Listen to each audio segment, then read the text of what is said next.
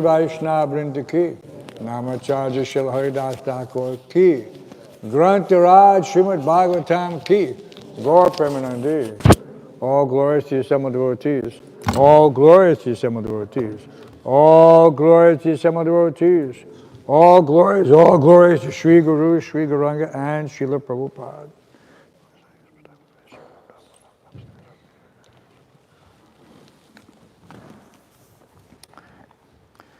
Reading from Srila Prabhupada Leelamrita, Additional Pastimes, chapter titled, Return to America.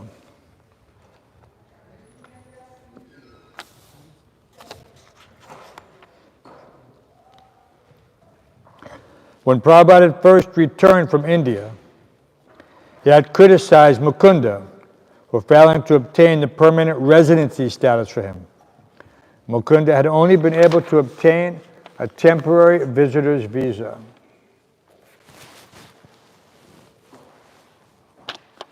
Why did you do this? Prabhupada had asked him sharply. Mukunda made a few excuses and Prabhupada replied, "You do not understand." Later, Prabhupada and Mukunda visited a local immigration office to seek the permanent residency status.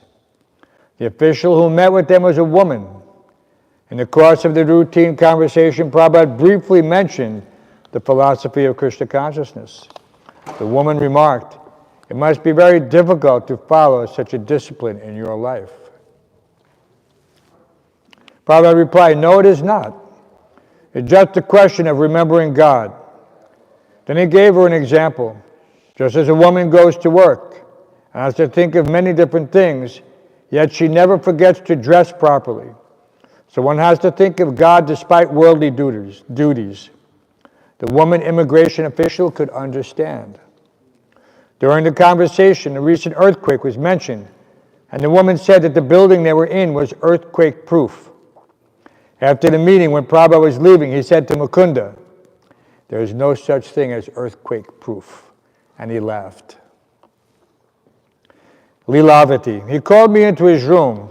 He was sitting on his bed talking to Mukunda.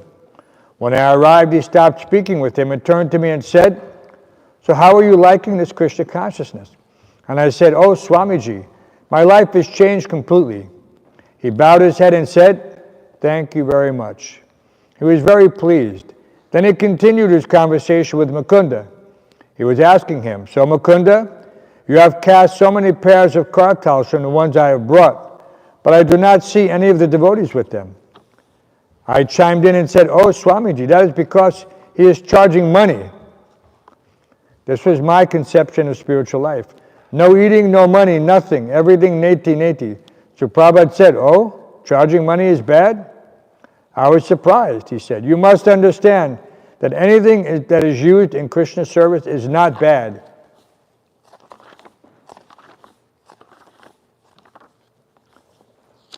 It is good. Money is not bad if it is used in the proper way. This was my first lesson in real renunciation, real spiritual life. He then asked me to edit the first volume of Srimad Bhāgavatam, correcting punctuation and grammar. I was so thrilled and enthusiastic. After leaving his room, very shortly after we spoke, I immediately began work. I was extremely excited about doing it. Leelavati's main occupation was taking care of her baby daughter, Subhadra. She would treasure different incidents in which Srila Prabhupada showed attention to her daughter. The first time he saw Subhadra on returning from India, he said, "She is very fortunate." And he quoted a verse from the Bhagavad Gita to the effect that the yogi who does not complete his practice has a chance to be born in a family of pious brahmanas.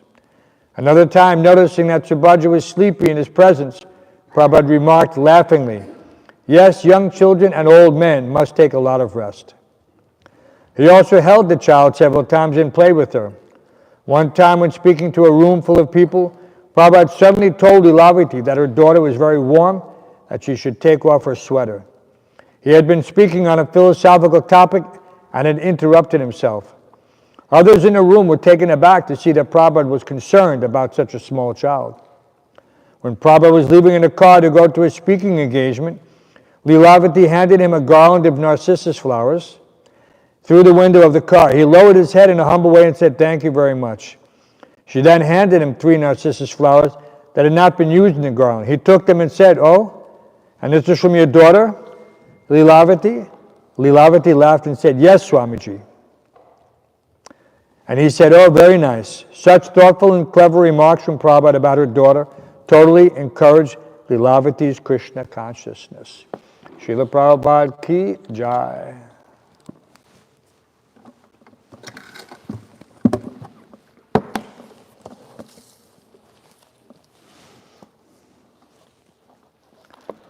Om Namo Bhagavate Vasudevaya. Om Namo Bhagavate Vasudevaya.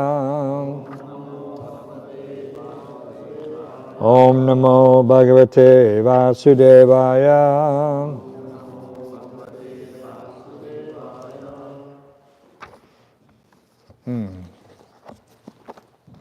What's worse? Reading from Srimad Bhāgavatam, Canto 3, Chapter 31, Text 13, chapter titled The Movements of the Living Entities. Yas tatra baddha eva karma avritatma. Chant, first line up, we're looking for it.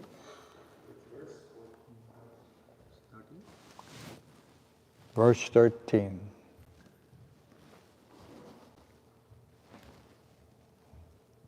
Good. Yas tvatra baddha eva karma avritatma. Yas tvatra baddha eva karma avritatma. Bhutendriya shayamayim avalambya mayam. Bhutendriya shayamayim avalambya mayam. Aste vishuddham avikaram akanda bodham.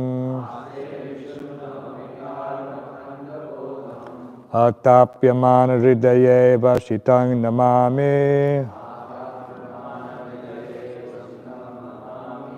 Please chant.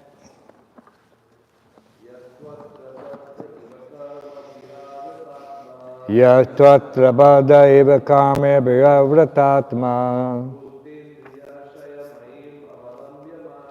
Bhutendriya shayamayim avalambya mayam.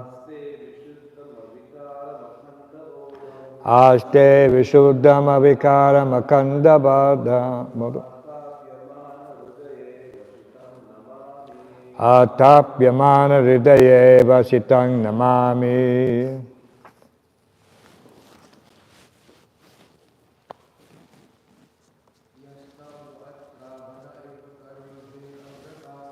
Yatvatra baddha eva karma avritatma.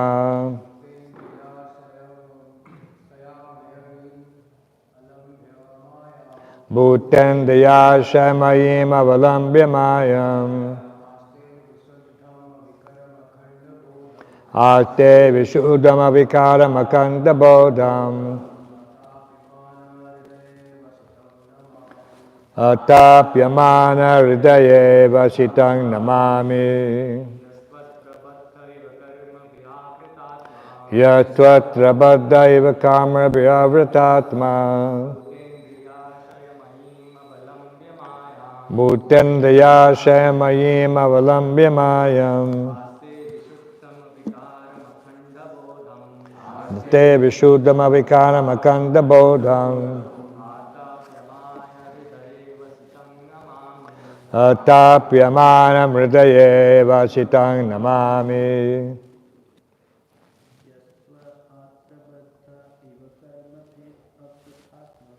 Yattatra baddha eva karma avritatma.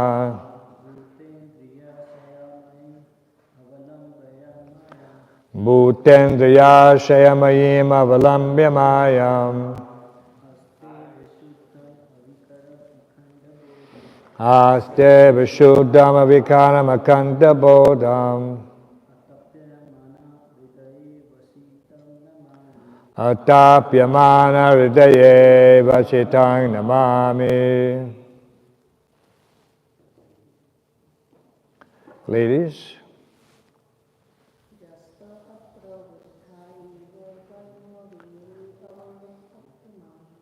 Yatvatra baddha iva kame bhiravratatma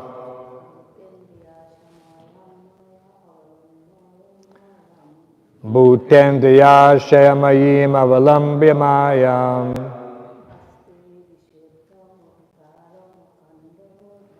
ate vishuddham avikaram akanda bodham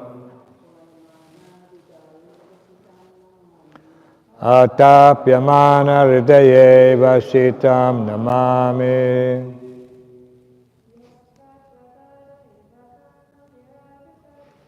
Yatvatra baddha iva kama bhiravratatma bhutendriya shayamayim avalambyanayam atapya devadam avikaram akanda bodham atapyamana hridaye vasitam namami.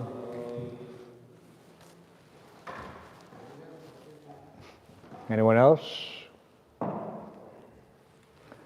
Ya, who, to, also, atra, here, bada, bound, eva, as if, kamabir, by activities, avrita, covered, atma, the pure soul, bhuta, the gross elements, indriya, the senses, asaya, the mind, mayim, consisting of, avalambya, having fallen, mayam, into maya, aste, remains, vishuddham, completely pure, avikaram, without change, akanda bodham,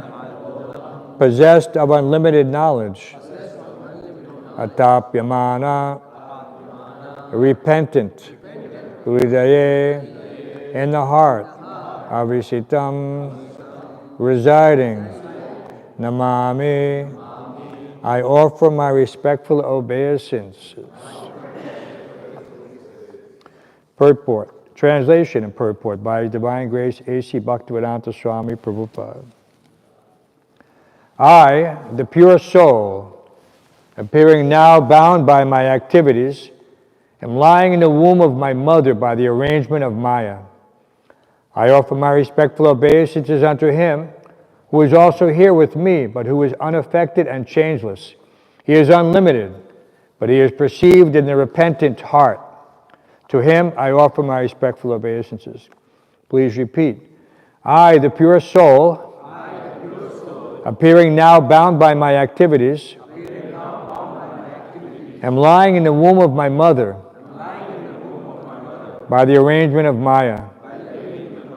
I offer my respectful obeisances unto Him, who is also here with me, but who is unaffected and changeless. He is unlimited, but He is perceived in the repentant heart. To Him I offer my respectful obeisances. Purport by Srila Prabhupada. As stated in the previous verse, the jiva soul says, I take shelter of the Supreme Lord. Therefore, constitutionally, the jiva soul is the subordinate servitor of the Supreme Soul, the personality of Godhead. Both the Supreme Soul and the jiva soul are sitting in the same body, as confirmed in the Upanishads. They are sitting as friends, but one is suffering, and the other is aloof from suffering. In this verse it is said, Vishuddham avikaram akanda bodham. The Super Soul is always sitting apart from all contamination. The living entity is contaminated and suffering because he has a material body. But that does not mean that because the Lord is also with him, he also has a material body. He is avikaram, changeless. He is always the same, supreme. But unfortunately, the Mayavadi philosophers, because of their impure hearts, cannot understand that the Supreme Soul, the Super Soul, is different from the individual soul. It is said here, Atapyamana hridaye vashitam. He is in the heart of every living entity, but he can be realized only by a soul who is repentant. The individual soul becomes repentant that he forgot his constitutional position, wanted to become one with the Supreme Soul, and tried his best to lord it over material nature. He has been baffled and therefore he is repentant. At that time, Super Soul, or the relationship between the Super Soul and the individual soul is realized. As it is confirmed in Bhagavad Gita, after many, many births, the knowledge comes to the conditioned soul that Vasudeva is great. He is master and he is Lord. The individual soul is the servant, and therefore he surrenders unto him. At that time he becomes a Mahatma, a great soul. Therefore, a fortunate living being who comes to this understanding, even within the womb of his mother, has his liberation assured. Om Jnana Tamrandasya Gananjana Salakaya Chakshuram Lotamina Tasmai Shri Gurave Namaha Mukam Karoti Vatsalam Pangum Lankayate Gurum Yakipatamaham Bande Shri Gurum Dinataranam. Did we get a sound check from anyone saying that everything is okay on the broadcasting end? Yeah. Yeah? Yeah, what? We're supposed to do verse 9 to 13. 9. 13 is next Sunday. It said 13 on my, I'm just following the script. It says 9. Well, somebody should have changed it on the schedule. I must have an old schedule. Somebody else can do 9.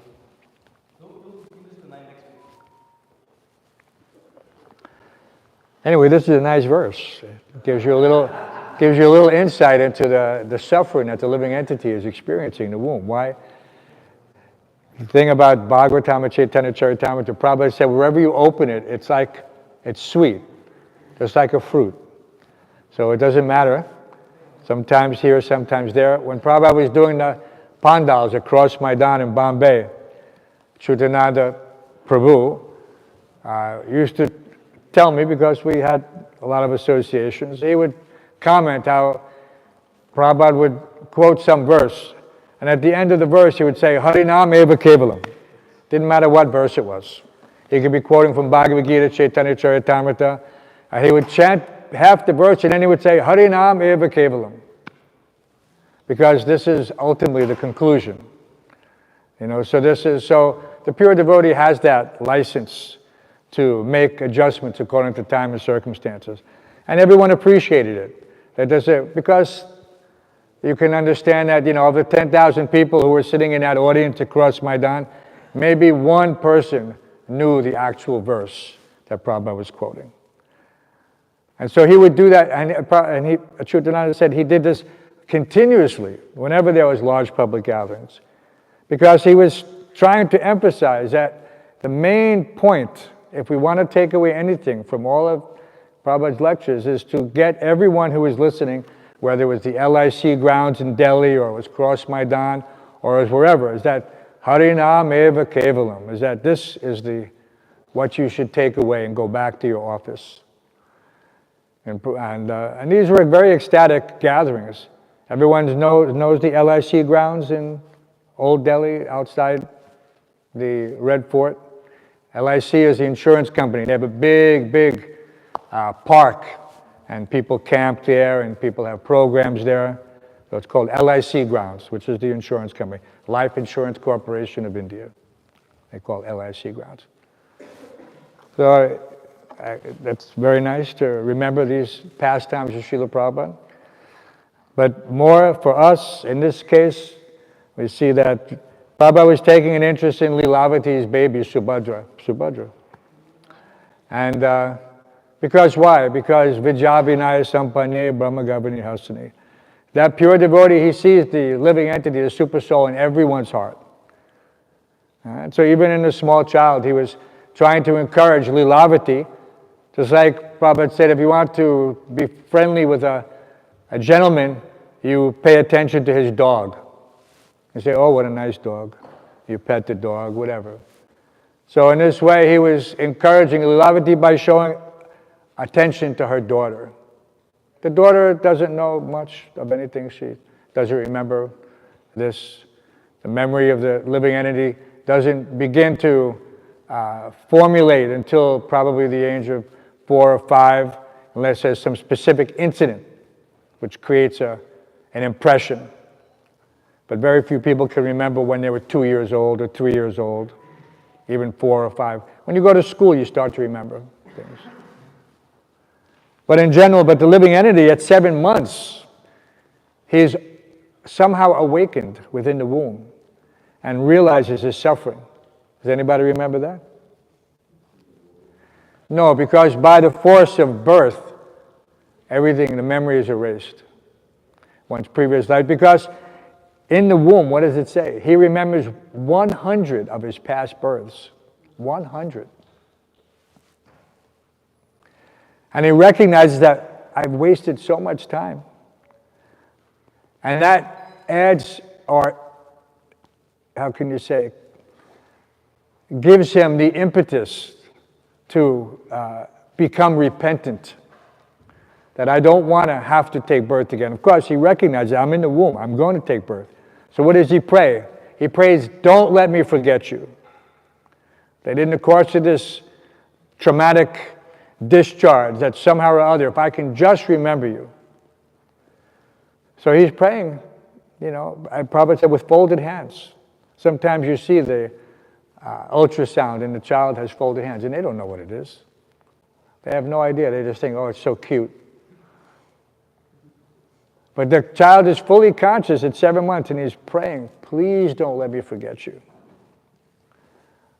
And so how auspicious it is, Suchinam Srimatam Gehe, to take birth in a family of devotees or a family of pious brahmanas, where from the moment that he comes out, he's surrounded by the chanting of the holy names. Everyone is chanting the holy names. So this is the difference between the devotee birth and the material birth. There's no comparison. So we're very, very, very fortunate that, and having come to Krishna consciousness, whether at the time of birth through good parentage or through good association, now you have the opportunity. And so Dvija, twice birth, twice born. Everyone takes birth first from the combination of the mother and the father. Right? But the civilized man, he takes second birth by the mercy of the spiritual master. So this is a very special opportunity. You're not considered civilized without upayana. There's nobody, how can you be? Without understanding the goal of life, atato brahma jigyasa, then there is no question that a person is even civilized. Right? What was that famous saying that was attributed to Gandhi? They don't know if he actually said it or not, but it sounds quaint. He was asked by some reporter or somebody, he said, what do you think of Western civilization? What did Gandhi say? He said, I think it would be a good idea. Yeah, so we have this, we understand that this is not real civilization just by material advancement. The lower heavenly planets, they have much more. Lower hellish planets, what to speak of the heavenly planets? They are much more advanced scientifically, technologically. This is, man, we've been playing around for the last couple of 100 years since the Industrial Revolution. This is nothing. Think of all the millions of planets that are out there and all these advanced living entities. They're living to be 10,000 years old on the heavenly planets. 10,000 demigod years. Does anybody know how long a demigod year is? 1 day of a demigod is 6 months of our time. 6 months. So they live 10,000 such years. And they have what? Simply by, now people are trying, now they can just barely understand the potency of sound. But by mantra, they're traveling between planets. By mantra, they're creating cities in the sky. Right? We already read. Cities in the sky. Just by mantra. Creating atomic weapons simply by mantra. And we're still trying to, navigate, the traffic congestion with these metal monsters that they call cars. Such a gross thing. There's nothing advanced about it whatsoever. But once we come to that point where we understand the urgency of taking to spiritual life, reading the Bhāgavatam, what does it do? It gives us the information by which we can come to that point of surrender. It's not simply stories, nice, interesting, hear about this, hear about that. No. Everything that we read and everything we do is meant to bring us to the point where we have implicit faith in the spiritual master and Krishna. Because the purport of that verse is that then automatically all the purports of the Vedic scriptures are automatically revealed. Automatically revealed. So this is repentance. This is what it means by repentance. Doesn't mean I'm sorry for what I did one time or 2 times or 10 times. No. And by the way, that's not repentance in any case. That to commit sinful activities on the strength of chanting the holy name is a severe aparad. And one loses all of his pious activity, accumulation of pious activity by that action. So one has to avoid that at all cost. So but by repentance, one gets an opportunity, because then he develops humility. Because he understands, I'm constantly embarrassed by the material nature. No one can say that he has not had some situation that has caused embarrassment, that he wishes had never happened. Sometimes under such circumstances, you pray, if I could just go back in time, get a second chance. But no, you don't get do-overs in life. I mean, you can. The do-over in life is that you become Krishna conscious. That's your do-over. That's the only do-over. Everything else is water under the bridge. Whatever we've done, Krishna sarvadhamma pratyajama mekam. He's taking everything. Just surrender unto me. I will deliver you from all sinful reaction. Do not fear. So that's a big promise. Can anybody else in the material world make that promise? No. Who can do that? Only Krishna, only the Supreme Personality of Godhead can do that. So why wouldn't an intelligent person, once having come to the platform of this, realizing that there is a God, and that any ability to resolve my past sinful reactions, it can only come through that person who is the Supreme Controller. People are praying to demigods, but have you ever heard anybody pray to a demigod to relieve them from their sinful activities? No. They go to a demigod, they want this, they want that, give me this, give me that. Dunham, Devi, Dunham this, Dunham that. Just give me, give me. Everything is give me. So this is that, in one sense, it's a subordinate position. We understand that there are controllers that are in charge of material affairs, and that, yes, all these things have to come through some higher agency, higher authority. I can plant a seed, but I am not the seed maker. All right? Whatever grains are coming from there is ultimately coming from the potency of the Supreme Personality of Godhead. The materialists, they're trying through every means possible, so they say genetically modified. But there's no such thing as genetically created. They can't do it. So they try to fool people. Genetically modified. We're changing it. They're not changing anything. They're making it worse. It's the only thing they can do. So we have to look at these things with a very analytical eye and see how illusion is perpetuated through these various schemes. It's not that we should let our guard down And Prabhupada said intelligence means to understand things, to analyze things in their proper perspective. This is intelligence. So that means everything, whatever you encounter, whatever your senses, because the senses are simply knowledge-gathering senses. Right? They're trying to get this information from various sources, through the eyes, through the ears, through touch, through smell, taste, like all these things. But it all has to be filtered. So what is that filter? That is the intelligence. And where do we get intelligence from? Buddha Yogam Tam. Where do we get this? This is coming by purification. Sarvasya chaham riddhisana vishtom taksmatir gyanam apavanam cha. When you turn your face to Krishna, then he turns his attention towards you. I am seated in the heart of every living entity. And from me comes knowledge, remembrance, and forgetfulness. So how is that knowledge coming to an animal?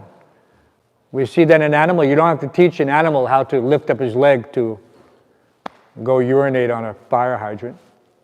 It's instinct. But that instinct is this knowledge, vestigial, which is transmitted genetically since time immemorial for that particular species. It's mapped. But who did that? Krishna did that. This instinct, they can't explain instinct. They have no conception. They just know that they're not doing it, so they have to give it a label. So they say animal instinct, or this instinct, or that instinct, but they don't know what it is. But they know that DNA contains the memory of the structure of a particular species, but they don't know how that comes about. But they do see similarities. When we were in school so many years ago, if you're at pre-med and you want to learn, they give you so many disgusting things to dissect. But when they want to get as close as possible to a human fetus, anybody know who is in pre-med here? They give you a fetus of a pig. Because the fetus of a pig is extremely similar to that of the fetus of a human. Because there's so much similarity at that stage. But then, of course, the DNA for the human, which is by the arrangement of the Supreme, by dint of your past pious or impious activities, you're going to develop a human body. But you could develop anybody. It's the same semen, it's the same ovum. It's just coming through a different set of parents. Pig parents, cat parents, dog parents. But the living entity is exactly the same. But he doesn't get a chance in the womb of a mother pig to repent. He doesn't get full consciousness. When he's in a human birth, when he's in the womb of the human, he gets that birth. Remember, 100 births. So at that time he remembers, yes, I was in a pig's body. I was in this body, I was in that body. 100 births. Not necessarily human births. So yeah, that's a wake-up call. Right? If someone told you that, hey, if you don't behave yourself, you're going to take birth in the body of a pig. People don't take it seriously. But in the Bhagavad Gita, there's that nice painting, Jadharani and the devotees did, that juxtaposes the half and half. You see the half face of the bear and the half face of the woman or whoever, man who likes to sleep 6 months. Or the person likes to eat flesh.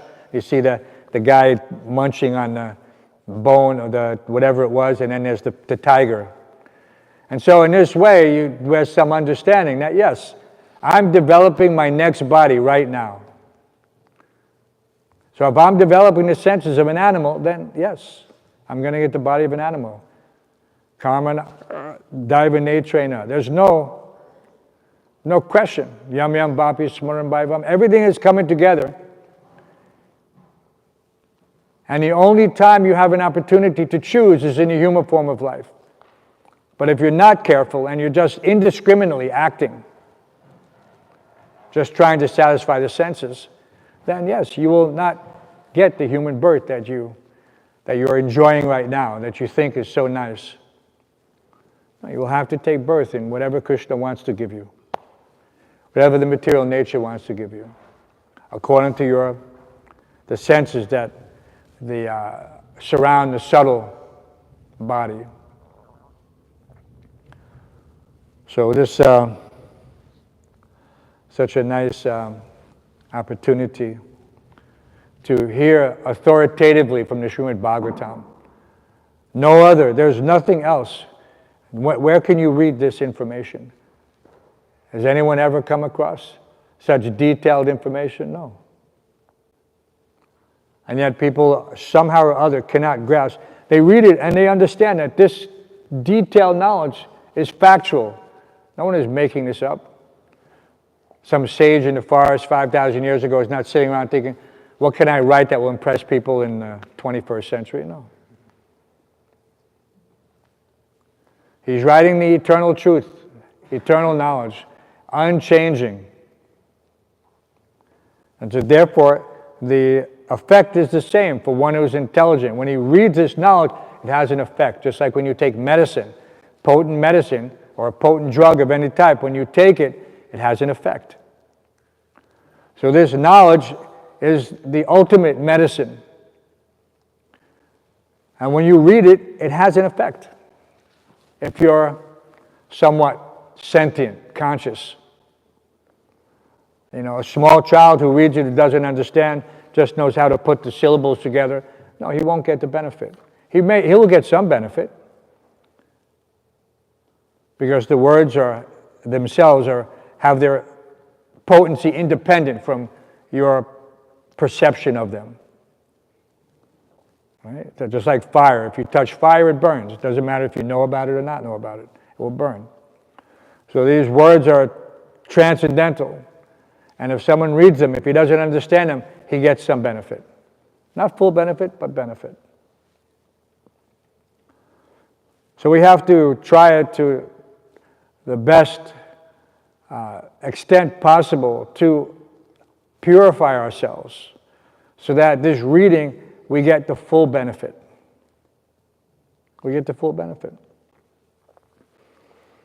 Even after reading many times, you will always be amazed to find newer and newer understanding as your realization matures. And this is another indication of that, how the process of purification works. So that's why we encourage this continuous engagement, whether it's chanting or whether it's hearing. It should be satatam kirtayanto mam yatantascha dhridavrataha. Always chanting my glories, endeavoring with great determination. It doesn't say half-heartedly. It doesn't say sometimes chanting. It says satatam, always chanting. So this is why, some people will criticize us, why you're always chanting. We see the Hare Krishnas are always chanting. Because they don't understand that the process of purification is never ending.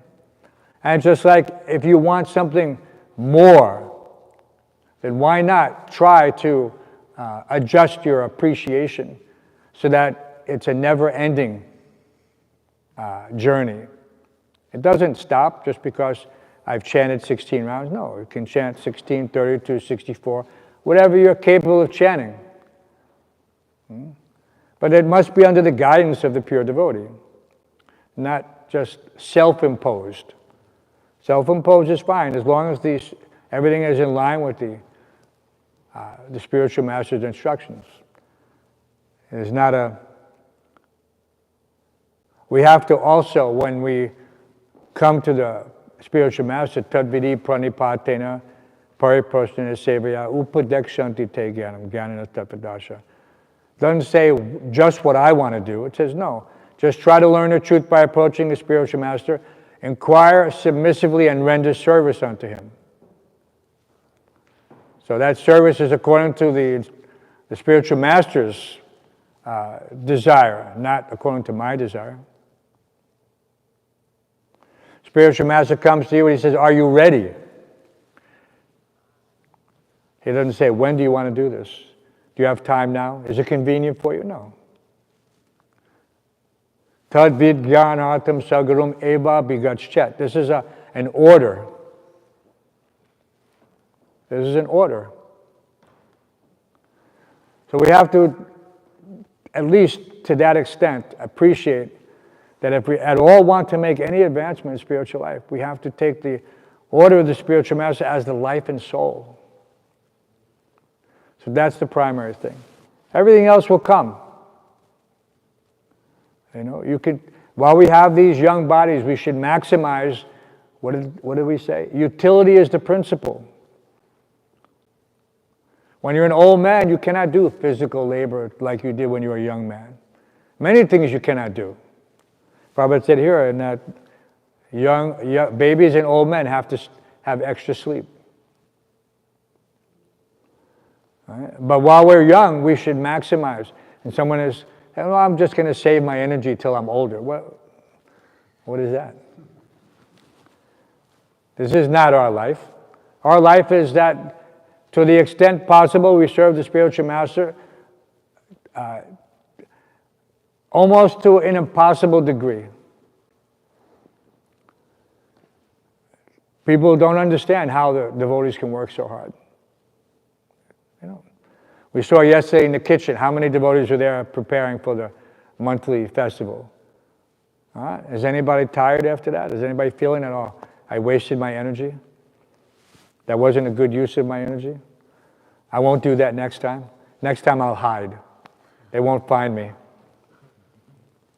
Yes, you can hide all you want, but you cannot hide from the super soul. The super soul sees you. It says the witnesses, the sun, the moon, 33 million demigods. They are all witnesses. So you cannot hide. But somehow or other still we're thinking, no, I'm gonna hide someplace. The temple commander won't find me. Yeah, maybe the temple commander won't find you, but Krishna will see.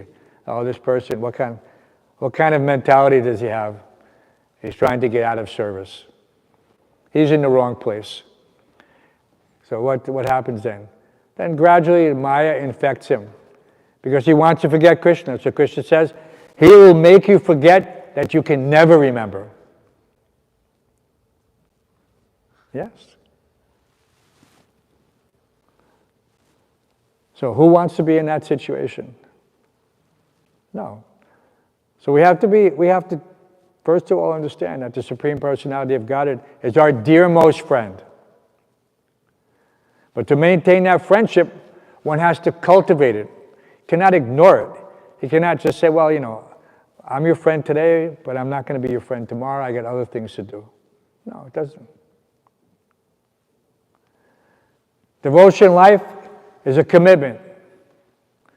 365, 24/7. And if we're not ready for that, then maybe we're in the wrong place.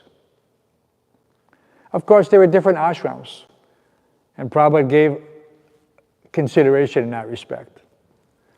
He said, best is to remain brahmachari. He said, but if you can't remain brahmachari, then become grihastha. But what did Prabhupada, how did he define grihastha? He said, grihastha brahmachari. So harder than brahmachari is grihastha brahmachari. So not everybody can do that. So in any case, this lifestyle is such a benediction. We're giving everyone the opportunity to achieve the highest goal of human life. If you wrap this gift in platinum foil, okay, it still would not give you any indication of the value because it's priceless. But somehow or other, there's hesitancy. And this is due to past impious activities. And so therefore, the cleansing process, the purification process, the chanting and the engagement, to engage oneself in that service to the spiritual master, are absolutely essential. And of course, any one of the 9 processes of devotional service are effective. But we also have to be a little humble to understand where we are on that scale. And Prabhupada said, you're not Haridas Thakur. You cannot just sit and chant in a solitary place. But still we're trying to imitate Haridas Thakur. Even after the conclusion of the spiritual master was very clear. But that's all right. Nehabhikrama sti pratibhayanabhitate. There's no loss or diminution, and a little advancement saves one from the greatest fear. So whether it's in this lifetime or the next lifetime, the best thing is to stay in the association of devotees, make friends in the association of devotees, look forward to being in the association, and not trying to make alternative plans. If you make alternative plans, Krishna will fulfill them. Why? Because he fulfills all your desires of the devotee, whether it's material or spiritual. So if you have some material desire, Krishna will fulfill it. But then you will have to take birth 1,000,000 times before you come back to the human form of life. Just for that material. And he will give you whatever you want. You want to be the richest man in the world? No problem. Krishna can give that to you. So many people have been born like that, right? Croesus, famous in mythology. Still to this day, his name is there, as rich as Croesus. All right, but where is he now? He could be one of the cockroaches in Radha Govinda's kitchen. He hasn't come up to that 1,000,000 birth mark yet, right? 1,000,000 births before you can come back to the human form of life. All right, so where's our scientists? Who could calculate? What's the life cycle of a cockroach? 90 days, 60 days, 30 days? And then calculate that 1,000,000 times. How long is that? It's thousands of years, tens of thousands of years. So we should not take this very lightly. We should take it very, very seriously. Try to appreciate what Prabhupada is giving us. When we read this philosophy, we should try to apply it to our current realization. Where are we in this respect?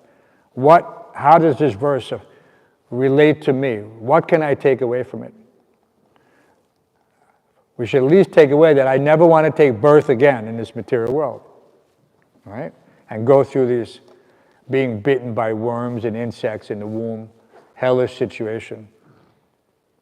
No. At least we should have that realization. All right? Any questions or comments? We have a long day, Sunday. It's not our day off. It's our day for preaching. All of our efforts the entire week of passing out thousands of invitation cards. Come to the Sunday feast. Well, that's today. So many people will come. Some new, some old, but we have the obligation to treat our guests in such a way that they feel completely relieved from all material anxiety. And they're so happy to be here in the association of devotees that they never want to leave. That should be our humble attempt. Any questions? Yes, Prabhu.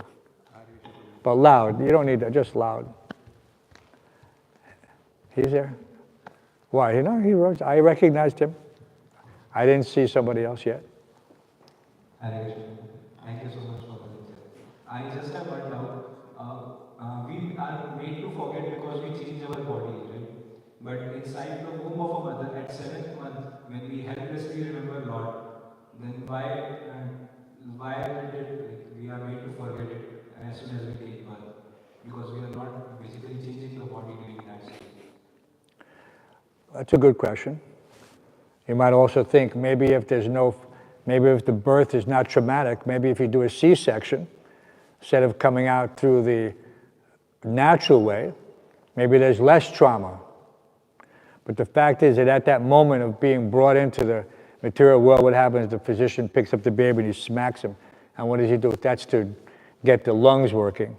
And he cries. So that moment there is the critical moment where he doesn't know where he is.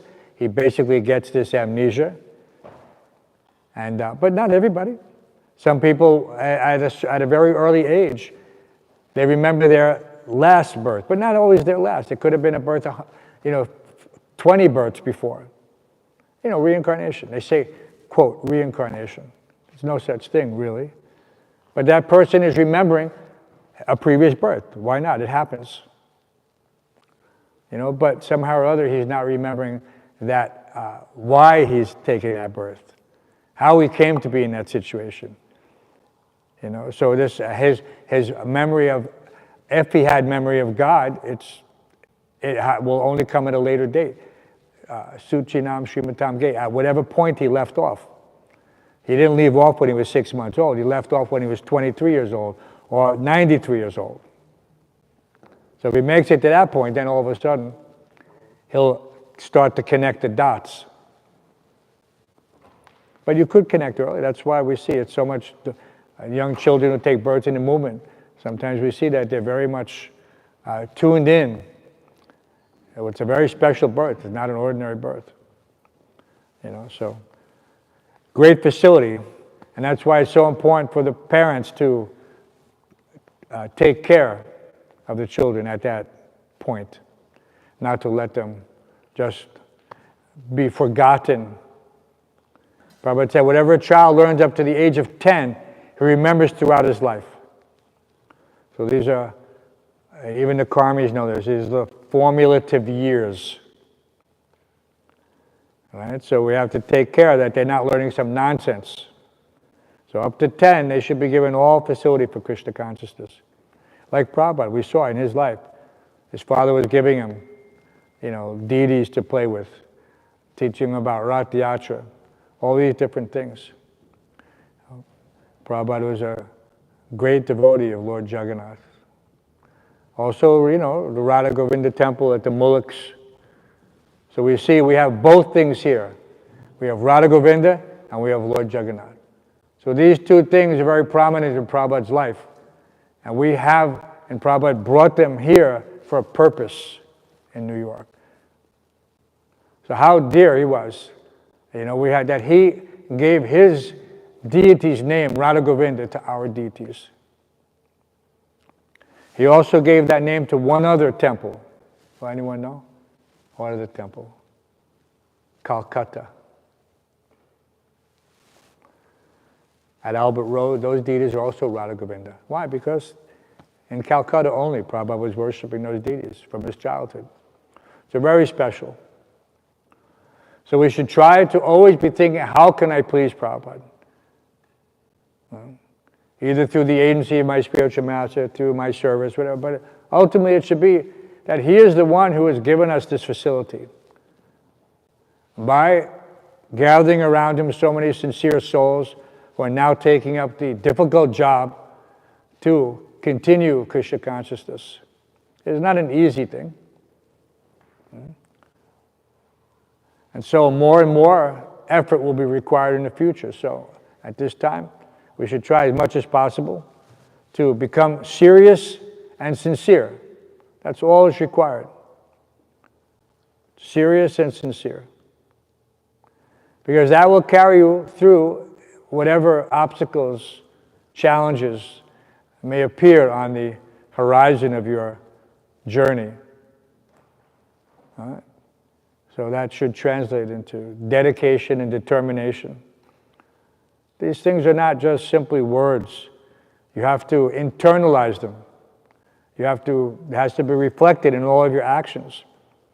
Should not be someone who is seen to be running from the battlefield. Right? What do they call a person who runs from the battlefield? Coward.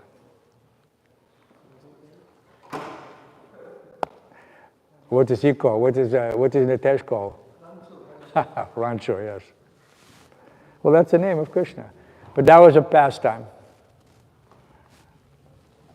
Very nice. So Krishna book is important to read. Any other questions? Someone else had the question before. Yes, Prabhu. In the Actually, the thing is the speaker, these echo here, I can't hear. So if you just speak loudly, then I can hear it, without the mic. But yeah, farther away. Yeah, go ahead. Yeah, try it again. In the translation, it says that the soul, the super soul was with the soul in the womb. My question to you is, after you said that it remembers at least 100 births, is this in the human form? In any animal form, would the soul remember any amount of births? No. And the fetus is fed through an umbilical cord and born in its gut. But animals, you just born the young ones before we have. Yeah, we mentioned that in class. It's not 100, just 100 human births. It's 100 births. So whatever birth was there, could have been animal, could have been human, could have been human. You can have 100 previous births as human, but you could be just now coming into the human form of life through the mode of goodness, which would be, your last birth would have been a cow. So 100 births doesn't necessarily mean human. So the human is entering into, the soul is entering into the human form of life in the mode of passion, the mode of goodness, and the mode of ignorance. The mode of ignorance, what's the animal that the human is entering into?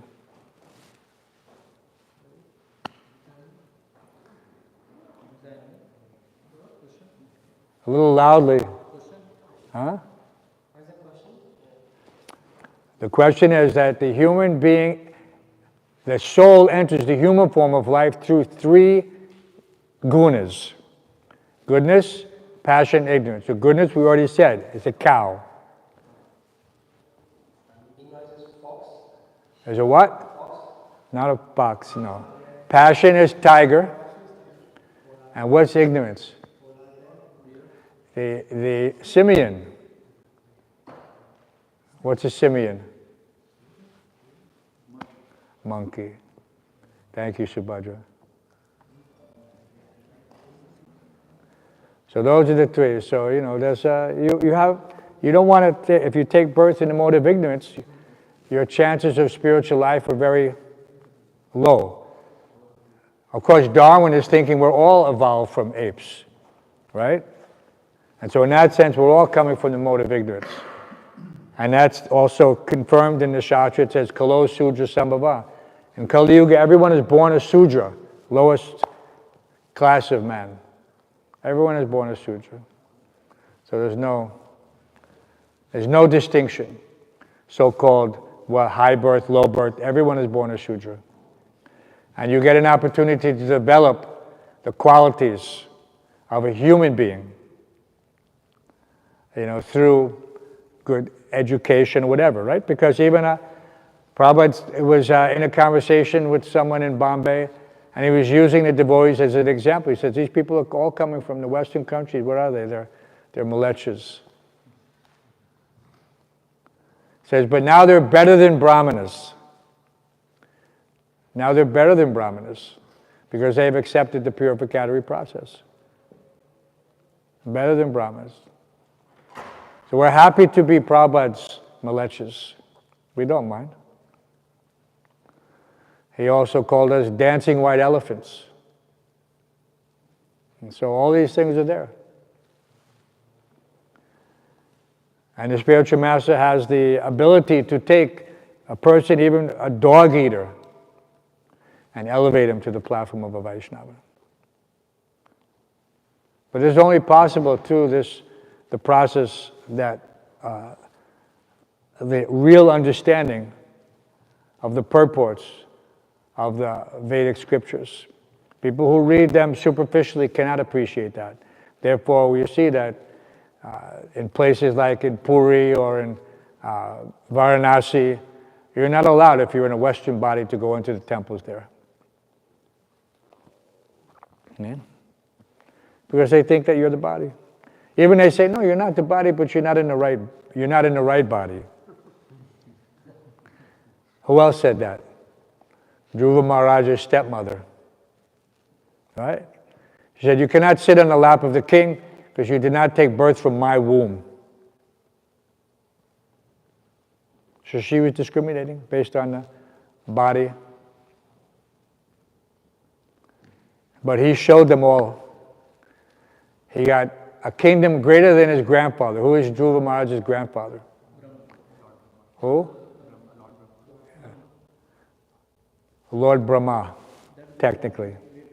Yeah. But that's his grandfather. So he takes, and of course, now he has the pole star. The star of Dhruva is the pole star, the North Star. So everybody knows he has a kingdom more famous than all of his ancestors. And so this is possible for any devotee. We cannot, who can say what the future holds? Any other questions? So yes, any birth you can remember. But you don't necessarily, reason that this is not conferred upon, why? Because you'll become crazy.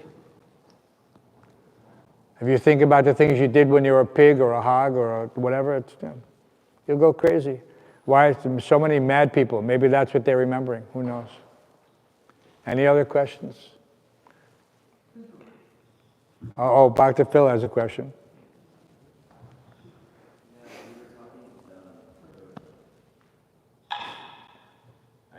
Yeah, you were saying that Prabhupada at one point would constantly quote that verse from Chaitanya Charitamrita about holy name being the only way for deliverance.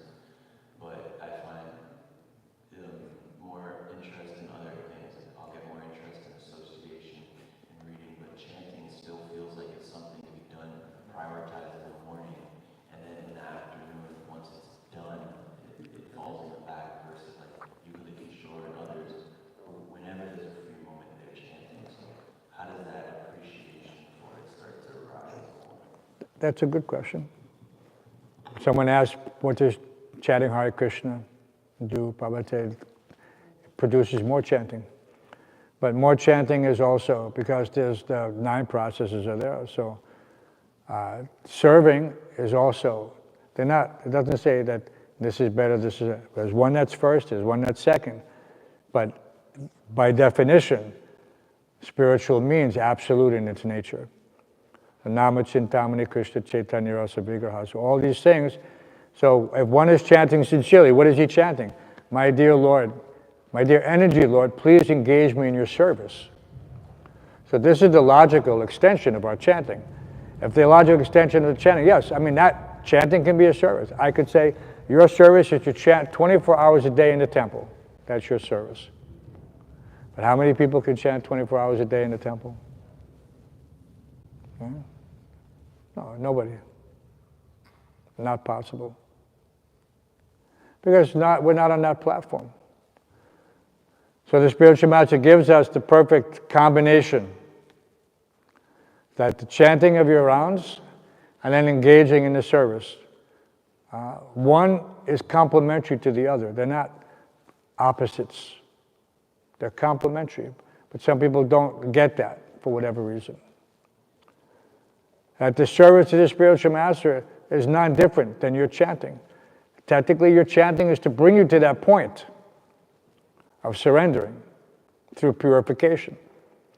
It's not supposed to bring you into, I mean, yes, you can. I mean, obviously, it can confer the highest benefit. For that person who is thoroughly pure, Shrinvata Swakata Krishna Punya Shravana Kirtana, he's completely pure. He can see the spiritual world. Here, right here. It's here. It's not someplace else. It's not that it's just, we're talking dimensional perception. You know, people, there's 3 so-called physical dimensions, and the 4th dimension is time. What's the 5th dimension? The 5th dimension is everything else. We're 1/4 part of the creation of God. So that 3/4 creation is the 5th dimension. It's here. You cannot see it. I cannot see it. The Prabhupada could see it. So that can be described as samadhi. You know, so that person, he can actually relish the pastimes, transcendental pastimes of the Supreme Lord. So when you go to someplace in Vrindavan and you have this is not something different. It's not that it's a geographical location which is in a subcontinent of a greater landmass called India. No, it's not. There's places there which they're called Gokul. Why is it called Gokul? Why is Srila Bhaktisiddhanta described that if you imagine a plane, what is a plane, all you mathematicians? 180 degrees, it's a straight line. Right? The spiritual world and the material world exist on that same plane. Simultaneously. But we cannot see it. It's here, all around us. If you had Premanjana Charita Bhakti, if you had the eyes, we could see Krishna's pastimes right here. They're going on continuously in Gokul, in this particular universe, on this particular planet. Otherwise, we'd have to be on a different planet, or we'd have to be in a different body. But these things are visible to the pure devotees. So we can understand and appreciate these things philosophically. Yes, the spiritual world, wherever Krishna is, all of his opulence exists. So does that mean that Krishna is sitting in a bloody muscle within our heart? Where is Krishna? Krishna is in the spiritual world. So that spiritual world is also there. It's here. But it's a little difficult to comprehend, and we don't necessarily need to get into all those details. But we should appreciate that. Why do we say that this body is a temple? Yes, because Krishna is there. But it's one of those things you can sit and contemplate on it. And when you're reading Brahma Samhita, because Srila Bhaktisiddhanta, he explains it very succinctly, how this exists on this plane, 180 degrees. I can remember the first time I read it and thinking, my mind was totally blown, as they say. Could not compute. I had to read it and read it and read it and read it, just to get a glimpse of the significance of Srila Bhaktisiddhanta Saraswati Thakur's ability to transmit this this highest philosophical understanding in somewhat understandable language. So that's why we understood that Prabhupada said that his spiritual master was a Vaikuntha man. He was not ordinary mortal. Spiritual masters are not ordinary. We always have to remember, they are not ordinary. Such great souls like that. He was a Vaikuntha man. A ray of Vishnu. A ray of Vishnu. Any other questions?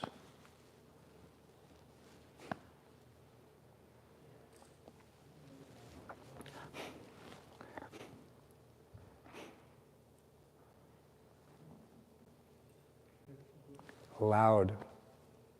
You have to press a button. Maybe the battery went dead. There it goes. So you said that Prabhupada said that money is not bad if it is used in the service of Krishna. So where does serving by money lies in the hierarchy of services? A little louder. So you said that Prabhupada said that money is not bad if it is used in the service of Krishna. So I don't know where does the money lies in the hierarchy of services? As in, where does it lies in the hierarchy of services? Yeah. Where is the services? Where does the serving by money, serving by donating money, lies in the hierarchy of services? I still didn't hear it. So you said that Prabhupada said that money is not bad, given that it is used in the service of Krishna, right? One is not bad. Money. Money. So my question is that where does serving by donating money lies in the hierarchy of services? Okay, so if one is a grahasta, if one is any person, but specifically for a grahasta, Prabhupada said one has to give 50% of his income. 50%. Not 5%, not 10%, not 21%. 50%. Otherwise, you have to accept the karmic reaction to that work. So that karma kanda, very few people can do. They're trying to give the minimum, but that doesn't alleviate your sinful reaction. Any interaction with the modes of nature for fruitive work produce a reaction. And the only way to mitigate that reaction is to give 50% minimum, according to the Shastra. And so that is the point. That is the cutoff point. But it's not very easy to give 50%. People don't know how to. I mean, first of all, in the material world, it's hard to make enough money even to survive, Prabhupada said. If a man can have a wife and 2 children, he's considered to be successful. We don't even see that nowadays. Most people cannot have even 1 child, what to speak of 2 child. They're all going for no child. As they said, we can't afford it. If they can't afford that, then they can't afford 50% to give. And so therefore, by definition, they will have to take birth again in the material world. It is what it is. If you know that, then you should conduct your life accordingly. If you want to be a grihasta, there's no problem. Prabhupada said to us, he said, if you want to become a grihasta, you have to do more service. It's not that when you go from brahmachari to grihasta now, you think, now my wife will iron my clothes, and she will cook my meals, and she will clean my house. No. Prabhupada said, you have to do, to the man, you have to do more service. And that means to provide. So don't think that you can get married and not do anything. No. So, but that misconception is there, somehow or other. We're being trained to be servants, not to be served. You know, so we're meant to serve the spiritual master, and that whatever facility we get should be used to accomplish that. So I have a nice job, that's great, no problem. Then I should use whatever I have and just keep the bare minimum that's required. Anybody can make that analysis. Anybody can say, Rupa Goswami, Siddhartha Goswami said, 50% for Krishna, 25% for emergencies, and 25% for my, you know that formula? You've read teachings of Lord Chaitanya, so you know. 25, 50. No problem. If you're serious and sincere, Krishna will give you whatever you need in order to accomplish that. He will give you so much money, but he will test you. What do you do with it? As soon as he sees you're holding back, then you'll see that your income will start to dry up. As long as you can use it in Krishna service, he will give it to you unlimited. He does, just like a devotee. We're not trying to accumulate money, but many devotees who have done service for Prabhupada, millions of dollars have gone through their hands. But they didn't keep it. They used it to build temples, to print books, to do all these things. And those who kept it, they're no longer here. So you should learn that lesson before it happens to you. If you need reinforcement, it's there.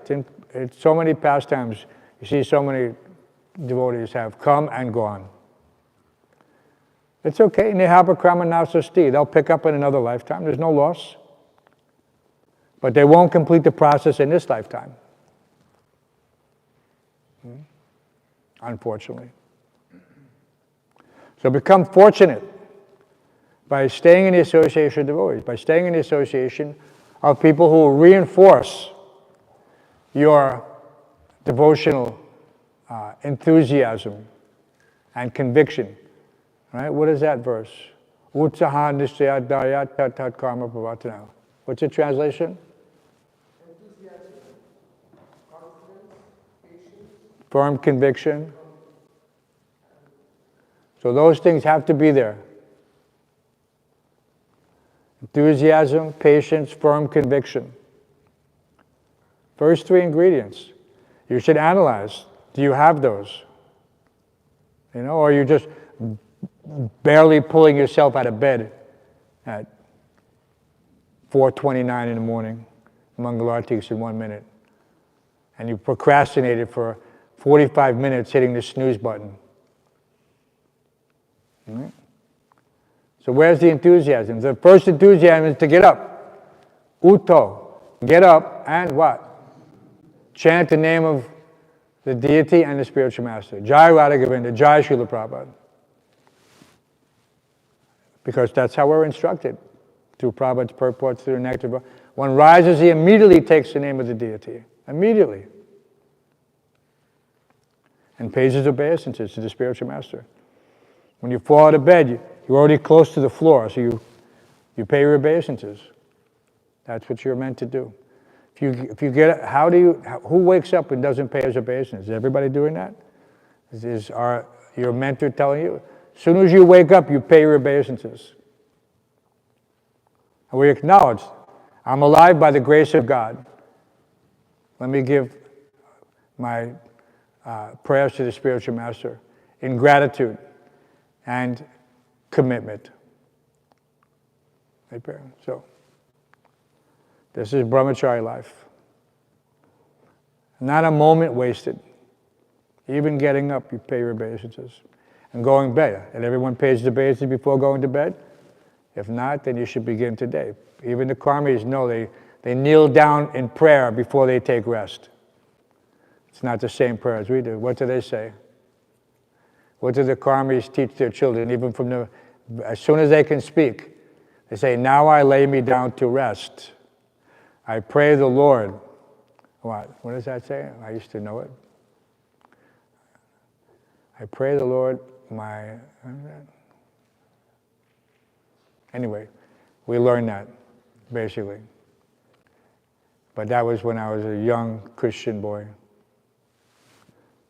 If I should die before I wake, I pray the Lord my soul to take. Okay, that's the other half of it. So these things are there. So even from a small age, children are being taught that, yes, ultimately God is in control of everything. All right, so any other questions? Getting late. We have a lot to do. Breakfast is getting cold. And it's...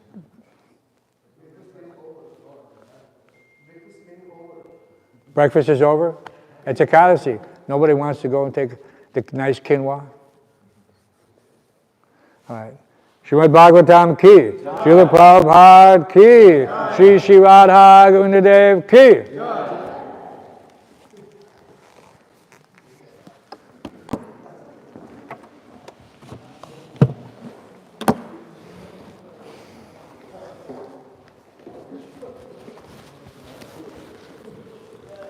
This garland should be saved for the Sunday feast speaker, if possible.